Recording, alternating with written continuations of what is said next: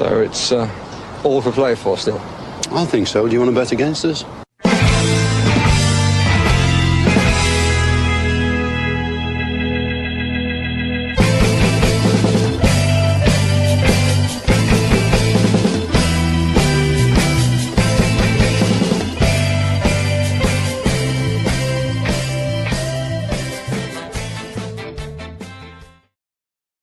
Hello, Villa fans, and welcome to a belated, for the love of Paul McGrath, team sheet tantrum for Aston Villa versus Cardiff. I know we normally do these when the team sheet directly comes out, but I do apologise. I was travelling today, and Paddy is off enjoying himself, socialising tonight, as he's well entitled to do. But I suppose said I'd pop on just for the official record, I suppose, of the team sheet. You guys already know what the team sheet is, and it's always good to get your opinion as to what you think of the team sheet specifically for tonight.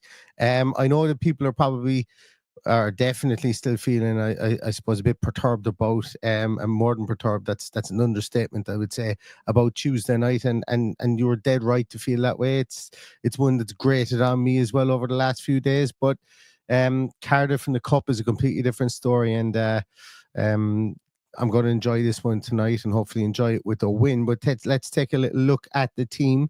Emi Martinez is fit enough to start in goals, and we have Garcia right back. Konsa, Bogard, and Matson make up the rest of the back line, with McGinn and Tielemans, no rest for them, being there in that 7 and 8 position, or that 6 and 8 position there, with Asensio, Bailey, Rashford, and playing behind Ollie Watkins up top.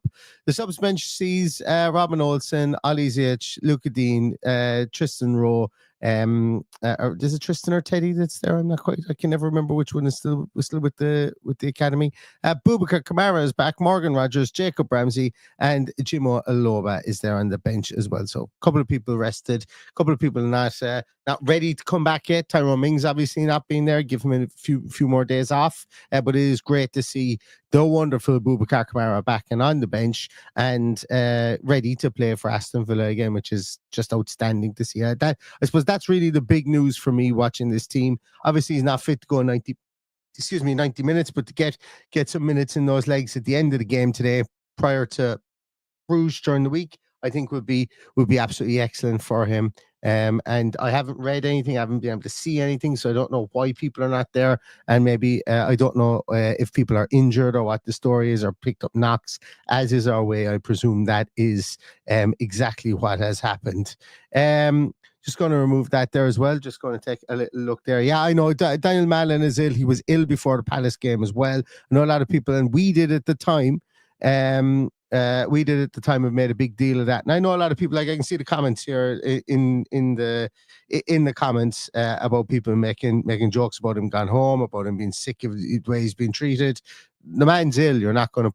Like, that's why he didn't play, and that's we have to take that at face value as well.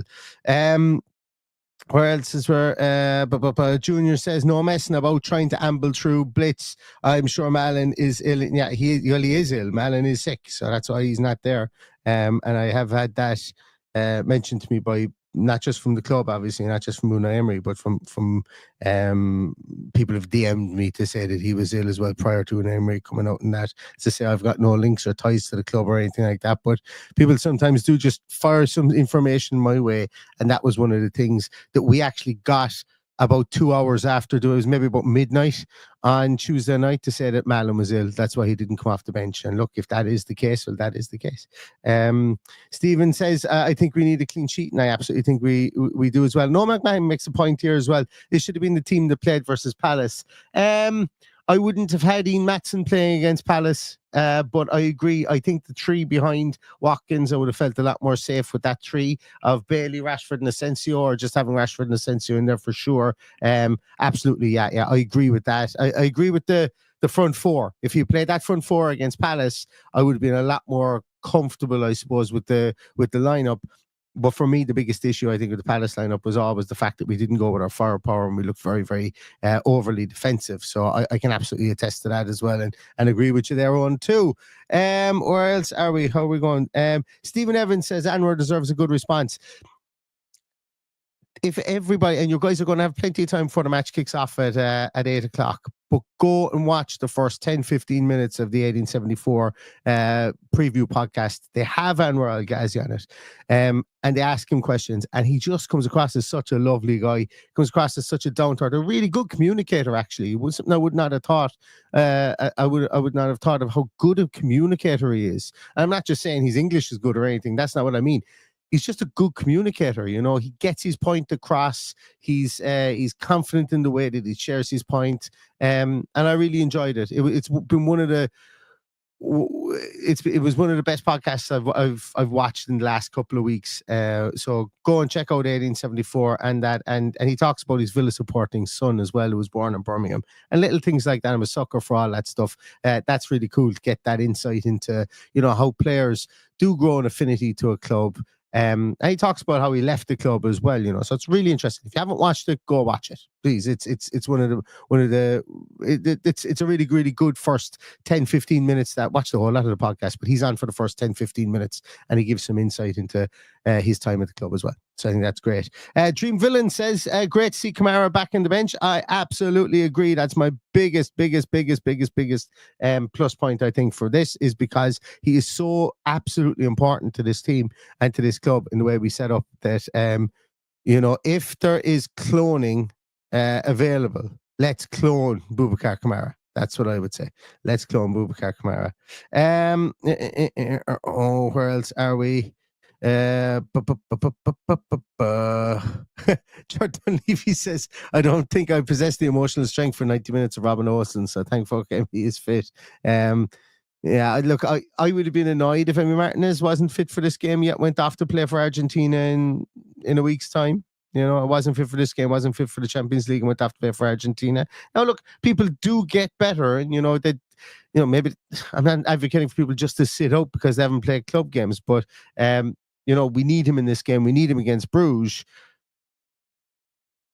Arguably, Argentina don't need him, is what I would say. And that's me being with my claret and blue glasses on for sure. I think for my claret and blue glasses for sure.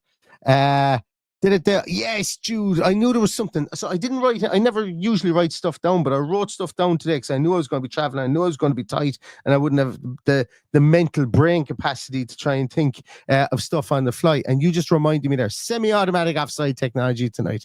Just waiting for the Stockley Park PGMOL clowns to screw it up and us with it. Exactly, Jude. You've been possessed by the ghost of Paddy there. I'm really looking forward to seeing what this looks like. I'm really looking forward to it, because if it's like it was in what was the competition we watched where they utilized it, was it the Euros? I'm super happy with it. Like, I'm not going to question semi-automatic VAR, and do you know what? I don't know whether that makes me a hypocrite or not. I haven't fully formulated what I think on it. So I don't know whether that makes me hypocritical, that when I put my blind trust in the technology, which I suppose you have to. We can always sit around and say there's a conspiracy against us, and I don't like to do that. You guys know I don't like to do that, but I'm going to have much more trust for this because of the speed at which it's going to come true, which might be a bad thing. I don't know. I'm an Aston Villa fan. I'm fickle. I'm open to change my mind at any time. There's no point in having a mind if you don't change it. When the facts change your mind. All those kind of things that you hear. That's what you're supposed to do. But currently, I'm more likely to kind of go, great, offside. Let's play on. Just get the ball. Let's move. Let's go. It's offside instead of the lines. Everybody knows my, and the reason being is everybody knows my problem with the disappearing horizon, the vantage point, or the what you call a point for the vector lines, and the fact that they're drawn manually through pixels. So let's see how this works. Let's see how this works in a cup game in the Premier League, and hopefully it doesn't screw us over. But look, I suppose I'm not going to be giving out about offsides in the post-match. Spoiler alert, because it should be like we don't give out about Hawkeye. Unless it doesn't work and Iron Island carries it over the line by about half a foot. But, we don't give out about Hawkeye unless it's not working. When Hawkeye says the ball was over the line, we trust that Hawkeye was over the line. Or that the ball was over the line, should I say. So I think I'm going to adopt that mentality towards semi-automatic VAR. But then again, I don't know an awful lot about it. So if you guys know more about it, you can enlighten me. And that's cool too. I cringe when the lines are drawn, and I've been through that so many times in this podcast that I don't think I need to relitigate that again. Exactly, Brendan Walsh, brilliant. Exactly, thinking of Peter Whittingham, RIP, absolutely 100%. Peter Whittingham scored the best goal I've ever seen live in my life. The best goal I've ever seen in a live football game in my life. Peter Whittingham scored it, and it was in a pre-season friendly. I've spoken about it numerous times in this podcast. They played St. Pat's in Dublin in a pre-season friendly, and the ball came to Peter Whittingham. He was outside the 18-yard box. He was maybe about 25 yards out, and the ball came to him. He flicked it up and he volleyed it into the top corner. It was an absolute cracker of a goal. The best goal I've ever seen live. And absolutely thinking of him in the his tragic passing. And this is going to be, both fans would be extremely respectful. And came out today that Cardiff were going to put up a statue of him, or they've asked permission to see if they can put up a statue from his family outside Cardiff's ground. So if anybody's watching this and you're in the stadium tonight, make sure that you applaud and appreciate Peter Whittingham. For the man that he was and for the player that he was as well. Conor Mulrennan says, team is exciting. Good to see the front four getting minutes. I'm going to be honest. I'm expecting them to score goals tonight, and lots of them. And that's not, sorry, I meant to get up the Cardiff team. Sorry there. That's not disrespect to Cardiff. But Omar Rizza came out earlier on this week and said, look, I can't play a full team. I'm in 19th in the league. If I was 12th in the league and I was, 10 points after relegation zone, I would do that. So I'm not going to pretend that I know a whole pile. I know some of the players that are on this on the Cardiff team, but I'm not a Cardiff aficionado. So the Cardiff team is Horvath in goals. I do know that Jake Alnick was their goalkeeper. Was it Jake or Ben? Alnick was their goalkeeper, and he's injured, so Horvath is the replacement goalkeeper. They've got the likes of obviously we see him there. Aaron Ramsey there is his captain. The Prince of Wales is in there. You've got Willock, the at Newcastle's brother. Anwar Ghazi starts, and so does Callum Robinson. So the two big guys up top are ex-villains coming back to Villa Park. Maybe an axe to grind. I don't know. I wouldn't say an axe to grind, but you know what I mean. They're going to be there. They're going to want to put on a show, and they're going to want to obviously try and fire Cardiff into the next round. And on the bench, they've got Callum O'Dowda, familiar to Irish fans. He's on the bench there as well. I'm going to be really honest. Joe Bagan, I think is there as well. He's Irish as well, if I'm not mistaken too. And I'm not massively familiar with anybody else that's on the team. Once again, I haven't had a lot of time to do any research on Cardiff. All I know is that they're in 19th position in the championship. But they've gone with this team. We've gone with our team, and we've got them. There is a massive dirt in, I suppose, like our front four is extremely talented, and we should be able to go hard and go early and go at this Cardiff team, even with the experience that they have there in Ramsey, Willock, El Ghazi, and Robinson as well. But that is the Cardiff team. I actually would have expected them to go less, to rotate more, based on what Omar Rizza said during the during the week too. Techno Obliterator says, clear to me. See, I've been practicing how to say her name. Clear to me that Emery is saying that this is his priority. What a difference a round in the cup makes, isn't it? There are 2 rounds in the cup makes, because it was only a short 4 weeks ago that not you, but people in general were saying, oh, we don't take cups seriously. Now we are taking them seriously. And that's great to see. This isn't a criticism of anyone, don't get me wrong, but this is great to see that priorities will shift as the year goes on. And arguably they have. Now, I want to roll back some of the comments that I probably made in my, all of us are human, all of us are emotional, all of us get tied up in negativity after a poor performance like we had on Tuesday. When I woke up in the cold lighted day on the Wednesday morning, and you look at things and you look at the results that have gone on Wednesday and Thursday as well. I'm certainly not saying that we're going to get Champions League, but a fight for 7th place is still in there, and also staying in the cups as well. So it's nice to see that we should be prioritizing this because we've only got one game in March. We have a good run in the Champions League. And what I mean by good run is we know we've got 2 games. We know what we need to do. We're playing against a team that we've played before, and we should have a lot of information on them and be, I suppose, focused on that as well. So this is like it's knockout cup competition for us tonight, and it's going to be pretty much the same on Tuesday and the following week as well. We're in the Champions League, so let's go and embrace it. But I love that, and you're dead right, Techno Obliterator. This is a priority, and it should be a priority because an FA Cup would mean so much to an awful lot of fans. Absolutely, so much to a lot of fans. Yeah, Connor, you're dead right. You listened to 1874. El Ghazi's 2 kids. He's one coming out in a Villa kit and one in a Cardiff kit as well. And with the tribute tonight means it should be a good evening as long as we don't lose. Exactly. Yeah. Like loss tonight would be travesty. It really would. And that's not taking Cardiff for granted. It's just obviously compounding what happened on Tuesday night. But we're not even going to think that way because I think Villa are going to win tonight. I think our front line is way too strong, and hopefully I'll be proven right on that. Yes, Richard knows no Chambers. No Chambers. Yes, no Chambers out there as well. I don't know what the crack is, and if it has if he's just rested, I would imagine that is the case. But no Chambers there today. Where are we?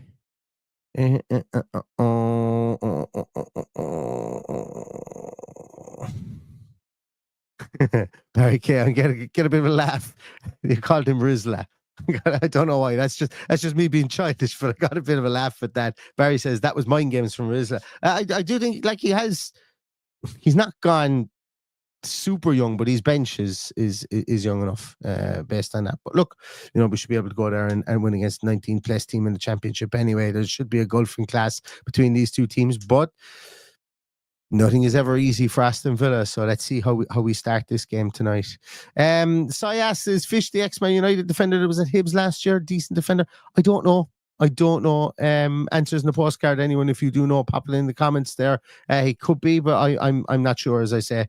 Garrett McDonough is saying, geez, Neil, be positive or finish 5th and winning the FA Cup. Be more positive than that, Garrett. We're going to win the Champions League too. We're going to the Champions League too. But yeah, look, it is. Look, we'll concentrate on tonight first, and then we can start getting back into discussions about the league, see what way the game in hand that people have over us goes. And then after that, then we can dare to dream or dare to despair, one or the other. I think that's kind of where I am at the moment. Cat Cannon says, I can't help think taking the cup seriously might have something to do with the Champions League prices. Have to throw a bone to the fans. Oh, I don't know about that. I think your priorities change as the year goes on, and when you've got a draw like this against Cardiff and you see that other teams have gone out, maybe you shift your priority to that. Now, that's not to say that Unai Emery would ever shift his priority from the league, given that he's always been on record as saying the league is the bread and butter. That's where the money comes from. That's where the qualification comes from, and so on. But look, the longer we're in the FA Cup, the cheaper prices hopefully fans will have. So it can only be a positive. So I suppose, yeah, you could be right in that. It is throwing a bone to the fans. I think that is that's it's good because fans deserve that. Fans deserve that little bit of reprieve, especially when you're doing like weekend, midweek. It can be tough financially. It is tough financially. It's not, it can be. It absolutely is tough financially for everybody to do that. Want to pop in your score predictions there, and I'm going to leave you guys go. I don't think we have any stato tonight, so I've nowhere to throw you after this, but we'll be back with a post-match podcast. But pop in your score predictions there. I'm going to go with 3-1 win for Aston Villa. We have to say we're going to concede. Just have to. That's the rules. The rules are we're going to concede. I'd love to have a clean sheet, but I'm going to go 3-1 win for Aston Villa. I'm going to say we're going to go 3-0 up. I think, and then we're going to see maybe Jimo Aloba comes on and goes up top, and maybe we see That's just my stone cold prediction for today. But Sai's going for 4-0, as is Jamie Toohey. Jamie Toohey, who lent me these top bunk when I was over for Celtic, got no sleep the night before, arrived onto a hotel. Jamie said, there's the bunk bed in my room. You can sleep up in the top bunk. And I slept up there. So thank you very much to Jamie Toohey. Good man he is. Richie Ryan's going for 3-0. Black Country Villa's going for 3-0. David Dwyer's going for 3-0. Spin is going for 3-1. Junior's going for 3-0. Barry Kay's going for 3-1. Techno Obliterator going for 2-1. Cat Cannon 3-1. Gart McDonough going for 3-2. Jorah's going for 3-1 Villa. I'm going for 3-1 Villa. Andy's going for 2-1 Cardiff. Have we not learned when there's a step to take, we fail? Bear in the Garden's going for 5-1.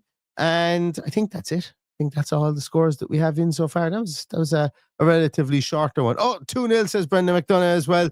Brendan McDonough says 2-0 also. Dr. Twiz in for 3-0, and then we'll give it another couple of seconds. British Mick says, one thing I will say is a team giving 100% can nullify a game until their legs give up. Maybe 0-0 till 80 minutes. No, I think our strike force that we have out today is really strong. It's really strong. And I think Villa, I'm happy. I would be disappointed to be wrong to say that Villa, if it's 0-0 at 80 minutes, I might come back on. I might have no beard because I might have tore out all the hair from my face with frustration. But anything is possible, Mick. Anything is possible, and you may very well be right on that for sure. Mighty Villain is going for 5-1. David Dams is going for 3-1. This is Cleary is going for 3-2. Patrick Scahill is going for 2-1. Dusty's going 3-0. Stephen Evans is going 13-0. 13-0. Okay. Yeah, that would be great. There'll be long. The post-match podcast will be really long after that. If it was 13-0.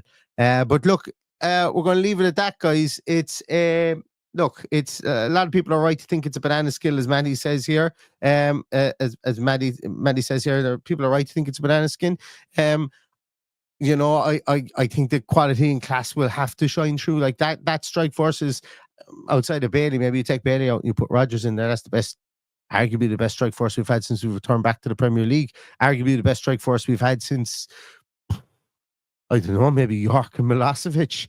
I don't know. I'm just pulling names out of the top of my head here. So we have to believe in the players that we have there, you know, and we have to believe that they are going to want to, right or wrong, albeit against 19th in the championship, that they're going to want to go out there and right or wrong that was Tuesday. Because they will know that Tuesday was a deflating, a sapping one for fans. They'll have read stuff on social media. They'll have seen stuff in punditry and stuff like that, asking what the hell happened to Aston Villa. And you know, Unai Emery even came out and you know, he came out and said, you know, we've been complacent. This season, complacency is one of the reasons that we are where we're not able to form consistency. So I would imagine there's been a couple of fucks thrown into the crew behind closed doors at Bodymore this week. I'd imagine that it was not nice to be inside there to watch the video sessions that went on, and I'm hoping to see a reaction tonight against Cardiff. Whether that is the case or not, you'll have to join us for the post-match podcast, which will be on about just before 10 p.m. British and Irish time, and yeah, we'll see you then again, guys. And thanks a million for everybody for joining. And we will see you for the post-match podcast. But in the meantime, get yourself sorted for the game. It's on in 20 minutes. I have to take my... Oh, actually, last time I showed my dog on the podcast, I think we might have won. I think it might have been against Spurs. I think it might have been. So, Paddy... Oh, no, we don't have Paddy the human on the podcast. Paddy the dog makes his second or third or maybe even fourth appearance on the podcast there. Do you want to say hello to everybody, Paddy? Hello. Let's see if he can be our good luck mascot, because he's the best dog in the whole world. So he is the best dog in the whole world. And I need to take him for a little skip there. So I am, hopefully he's going to be our good luck charm. Anyway, I'm waffling now. Thanks very much, everybody, for watching and for listening. See you later for the post-match podcast. In the meantime, stay safe, stay healthy, and all I have to say is up the Villa.